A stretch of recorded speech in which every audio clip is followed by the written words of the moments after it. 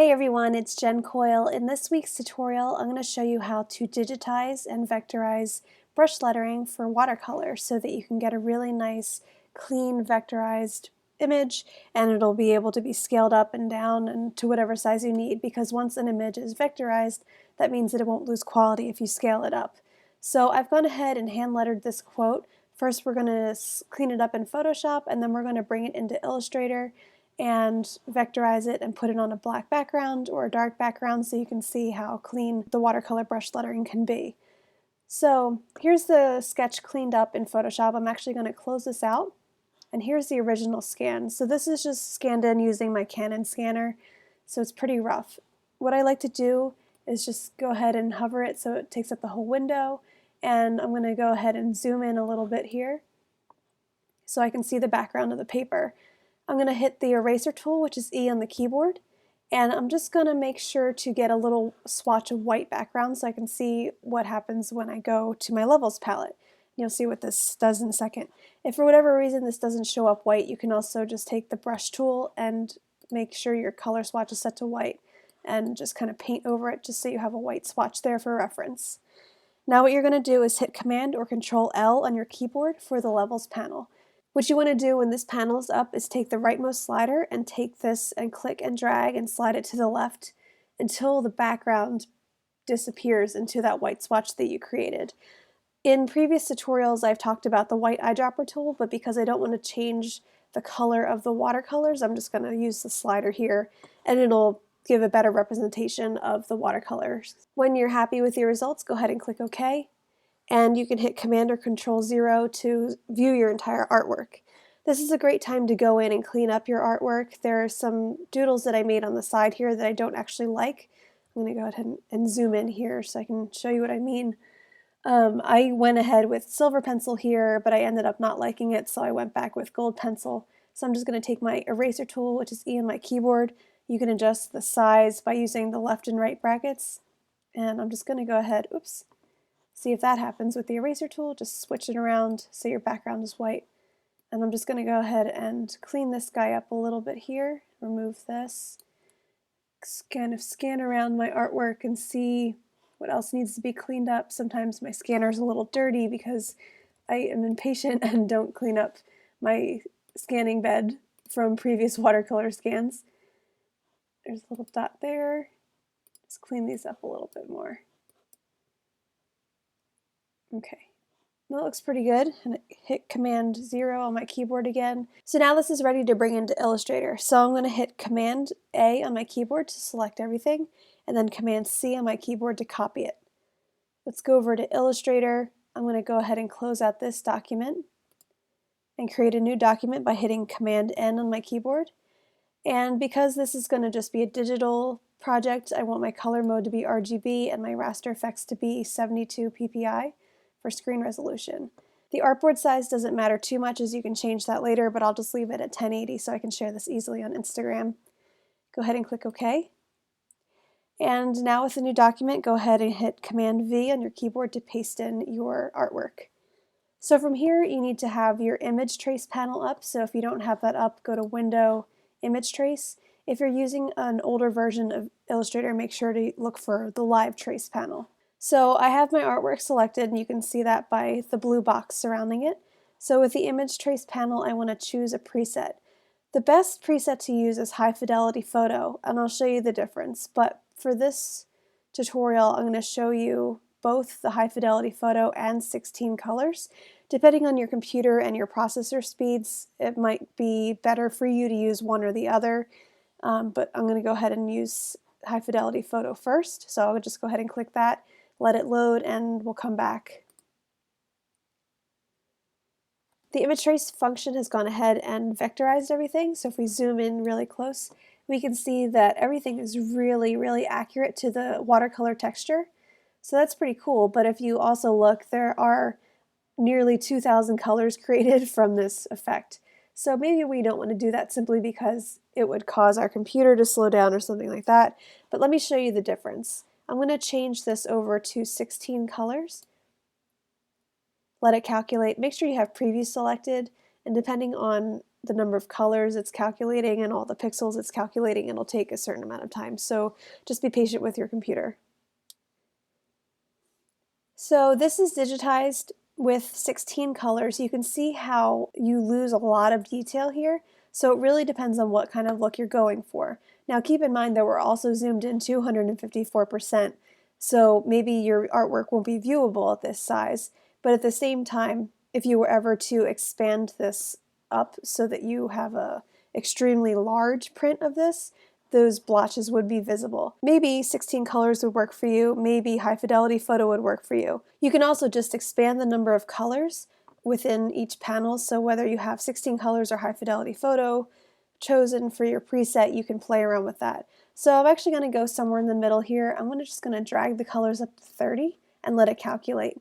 Now keep in mind that when we did high fidelity photo, it was close to 2,000 colors. This will be 30 colors, so it's a lot closer to 16, but maybe it'll have enough detail to where I'll be happy with the final result. Okay, so here it is calculated with 30 colors. While it doesn't have as many details as the high fidelity photo setting did, I'm actually okay with this. It kind of has a cool effect going on here. Again, you can just play with it as much as you want to, but I'm going to leave this as is. So once you're happy with your image trace results, go ahead and click expand at the top of your panel here. Now what we need to do is separate the background from the image. If we click on the image, you can see that it's all grouped together, and if we zoom in, you can see that there are a whole bunch of different parts and pieces to this vector. So I'm going to go ahead and zoom out again. We need to ungroup this twice by hitting Command-Shift-G on your keyboard twice. And if you're on a PC, use Control-Shift-G. So now if you use the direct selection tool or the selection tool and click back on a specific part of your drawing, you can see that different parts are grouped together. To make this process faster, I recommend setting up a keyboard shortcut. Go to Edit, Keyboard Shortcuts, and then you want to look for a menu command. So switch this over to menu command, then go to Select, Same, and we want to set the shortcut for fill color. I chose Command R because I wasn't using that for anything else, but go ahead and use what works for you. So this is where you set up the select same fill color. Once you have that set up, go ahead and click OK. Now when I click on a part of the drawing and hit Command R, which is my shortcut, you can see that it started to select more information. So now I can just go in and hit delete on these pieces. I can start to click and drag other pieces that are weird and got vectorized by accident, and I can start to clean this up a little more. Right now I have about half of this cleaned up, so I can't really tell where the background is versus the rest of it. So what I'm going to do is zoom out completely and create a new layer that is darker so I can tell where I need to clean it up. So I'm just going to go ahead and choose a dark color, choose the rectangle tool, which is M on the keyboard, and just draw a box around everything. And then send it to the back by hitting Command-Shift left bracket or Control-Shift left bracket. And within my layers panel, I'm just going to expand this, scroll all the way to the bottom, and lock this layer so I can't move it. So now what I can do is start to go back in here. I'm going to zoom in. Start to go back in here and then choose the colors of the background that I need to delete. So again, choose one part of your drawing and then hit Command R to select the same colors, and then hit delete. Keep doing this until your artwork is completely cleaned up. It will get a lot faster as we go along. If you have more colors in your artwork, it may take a little longer. So just be patient and make sure to clean it up to your liking.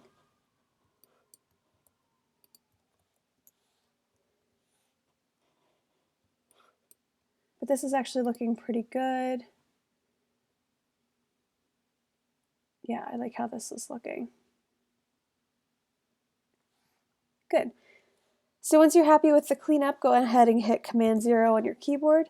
And I'm going to show you how to group some things together so you can move things around if you need to.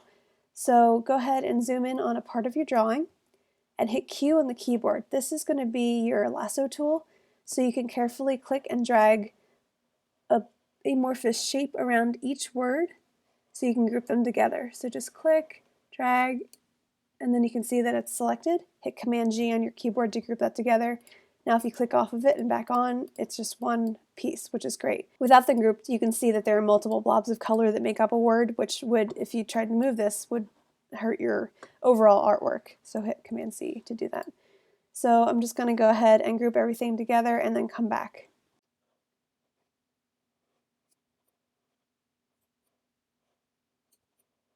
If you have words that are really close together, you're going to have to be really careful with your lasso tool. So because these are actually overlapping, I'm going to try and separate these words. I'm going to go in with my lasso tool first and trace around the word the best I can. Get as close to that as I can. Back down. Good. So you can see that there are some white dots here. I'm just going to go in and with my selection tool, hold down Shift and click on that piece that I need to bring in to this word. Making sure to get rid of all those white dots. Then I can hit Command G to group them together, and now you can see I can just easily pull that apart. So finish this up here.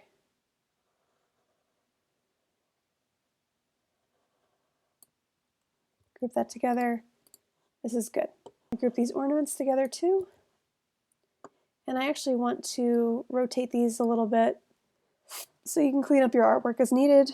So I selected them and hit R on the keyboard to rotate, just fix that up a little bit, group them together, move them around.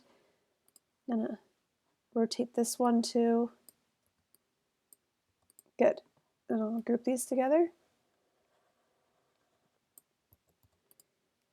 So now I can start to move these words a little bit. So I'm going to go ahead and hit Command 0, and I can start to move these words around.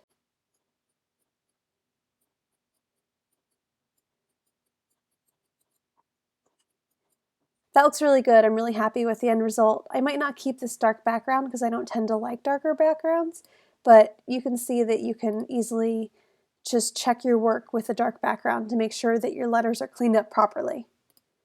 If you guys like this Briolette exclusive tutorial, I please ask that you share the Briolette community with your friends and colleagues so they can become a Briolette as well and have access to these exclusive tutorials. Thanks for watching, and I'll talk to you guys next time. Bye!